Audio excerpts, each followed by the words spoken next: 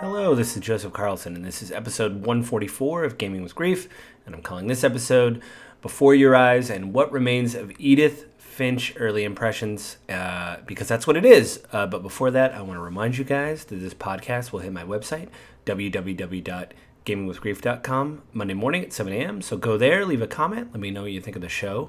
Or you can go to gwgpodfellows@gmail.com to just, drop me a line, email, make a suggestion. Maybe there's a game you want me to play, something like that. Or you can go to @JustLittleJoe on Twitter, interact with me there.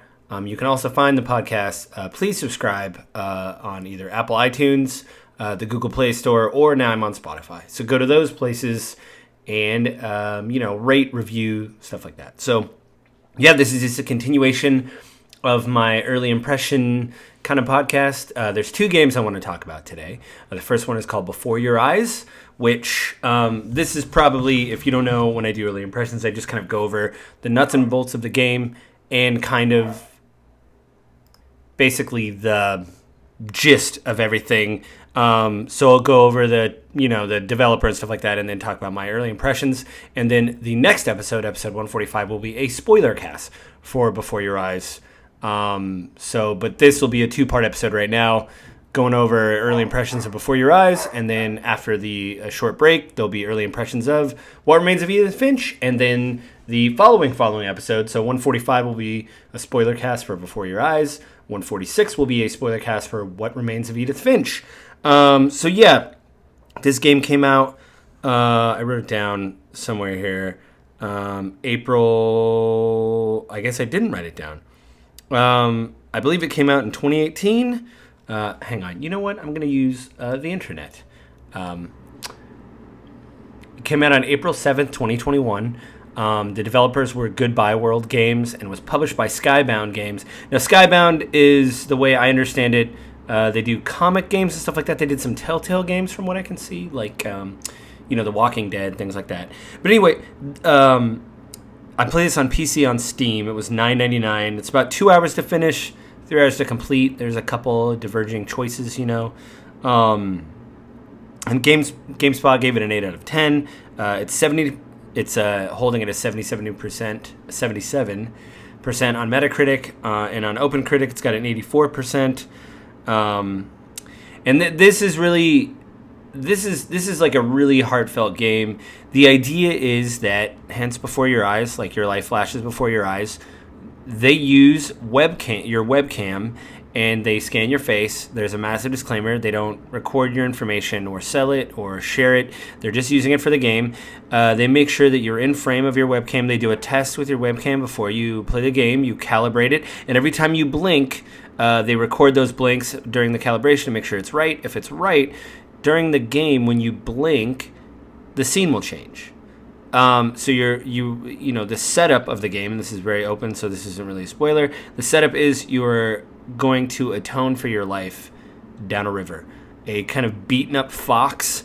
I don't think he has a name, but he tells you that he's a good judge of character. He picked you out of all the people in this big sea that he is ferreting through to tell him the story of their life. He picked you. He thought you looked interesting. And he goes, tell me about your life. And so you basically flash back to being probably right after you're born. Your mom is on the beach. The style is very low poly, but I don't want that to sound derivative. It is painterly, like a very painted, in my opinion, like a kind of an abstract watercolor idea. There is some angular edges and stuff. It's very vibrant. They have a good use of the color palette. But what they do in the game is when you blink, what they'll do is they have a symbol of an eye, like a white chalk thing of somebody, an eye, stereotypical drawing of an eye. When you move your mouse over it and then blink, you either focus on something, so like everything around what you're looking at is kind of black, like paint is like seeping into the memory, or like that you just can't see out of the frame of someone who is talking to you. And then when you see this eye symbol, you look over, blink, and then it opens up as if you're remembering something. Like, it'll be black around you. The opening scene is a beach with your mom, and she's like, oh, look at those clouds. You see the eye symbol, or she says, look at that. You kind of look over, and you blink, and then boom, the vista kind of becomes a little bit more visible. The kind of blackness fades away. So it's almost like, there's this idea that memories are unreliable, or that you have to focus on them. And it's basically telling the tale of this guy named Benny. I think Benny Braun, I think is his last name. Maybe I got the Bryn. I think I got that last name wrong. That's probably one thing I should have written down. Let's see. I'm going to click on this because I want to see. I have their. So really quickly to the team before I get to like a little bit more of the game. It's a very small team. There was a lot of credits, but I think those were people that probably play tested it or things like that. But there's 9. There's 10 people on the team, so it's a very small team, and they. You can definitely tell it's a labor of love. If you go to beforeyoureyesgame.com, you can see like the art style of the game.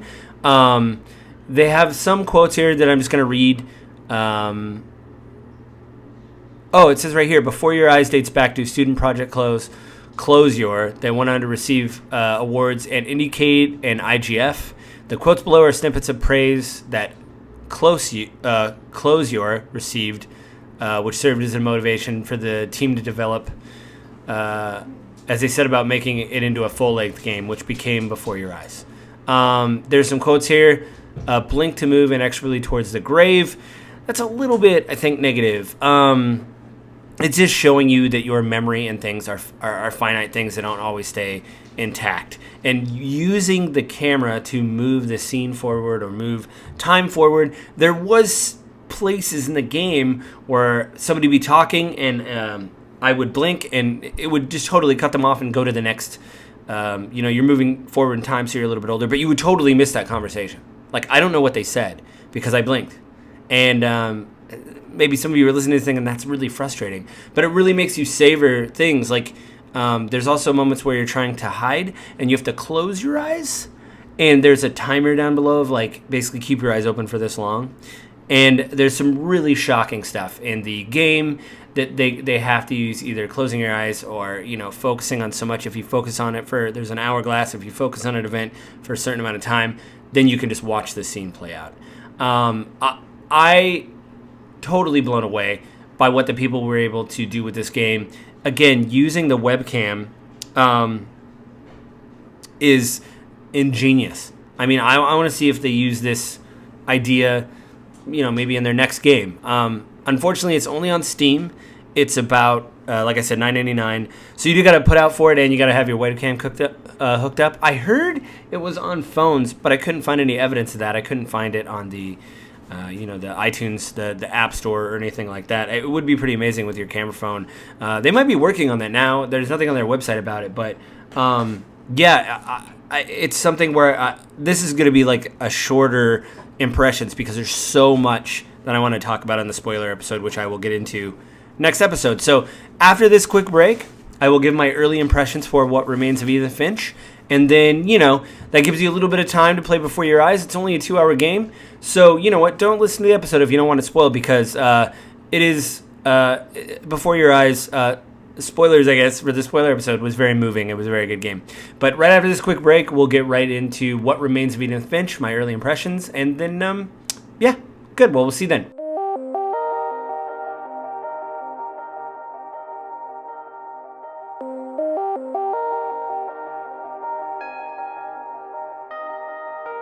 I'm back. I just wanted to give you my early impressions of What Remains of Edith Finch. That's next on the docket. So I played the game for about an hour, and it takes place in Washington State on Orcas Island. So being from Washington State, that's pretty cool. Just to give you the nuts and bolts again, this was developed by Giant Sparrow Games. It was published by Annapurna, and it came out on April 24th, 2017. On Steam, if you go to their official website, it's got every logo for it's on Switch, it's on PlayStation, it's on Xbox. I'm playing on an Xbox Game Pass, so yeah, you can play it there. It is a 2018 BAFTA award-winning game, so it's got an 89% on Metacritic. So apparently, a lot of people like the game. And it's $19.99 on Steam. So if you want to pick it up, you got the cash. Go there. Very early on, I can tell that this game is very melancholic. You're going back to a house that was abandoned years ago. And you basically, different parts of the house are locked off. You find routes through the house. You're given a master key. Well, a key. There's hidden passages. I've experienced 2 of them so far, where you go in and kind of are experiencing these family members' stories. The first one I got was Molly, a young girl, one of the Finches, who died in the 40s and has this incredibly amazing imagination. Basically, when you go into their rooms, when you find a secret way into their rooms, you read their diary. And not only that, but the game is narrated. So you see the words like appear on screen as the narrator is reading what is happening. It seems like everybody in this family has probably met a tragic end. Very early in the game, I found a viewfinder that tells about one of your relatives coming over from, I want to say Sweden or Switzerland, dies in the ocean. But apparently he had children that survived.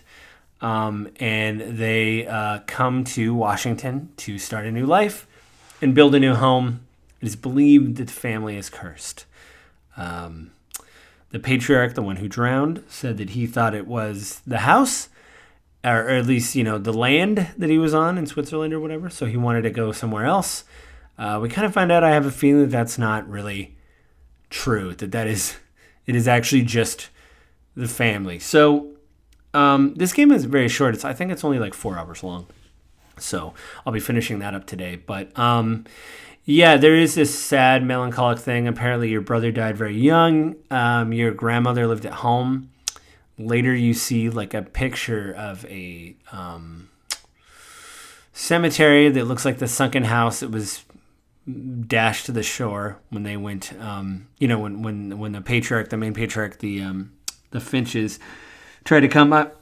I'll say this: it does remind me of like the Olympic Peninsula. I know it's an island, but it's got that kind of wet. I mean, and being from Washington, I'm used to that like wet, kind of dreary atmosphere. If you go to their website, they won a lot of awards. They are a 2018 BAFTA Awards winner. They won the GDC 2018 Choice Awards for the best narrative. BAFTA won the best game. They won South by Southwest, Italian Video Game Awards of 2018. I mean, there is, I'm counting, 16, 18, 20, 22,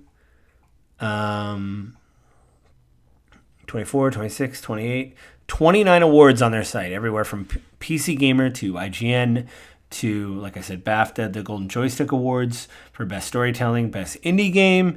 So this game won a lot of awards. And there's this feeling of just kind of dread through the game that it's hard to pull off in a game. And this is a shorter game. I'll get more into it in the spoiler cast, but how is shaping each narrative by reading their diaries. There's new mechanics, and there's kind of a new storytelling element each time you play one of the chapters. So it does mix it up with different mechanics.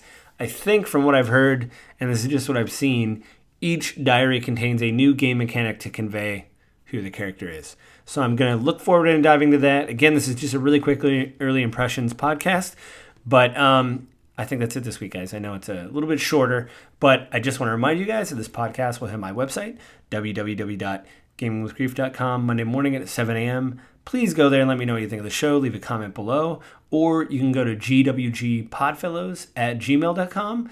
Leave me an email. Let me know what you think of the show. If you have a game you want me to review, that'd be great. Whatever you want, or you have a suggestion for something, that'd be good too.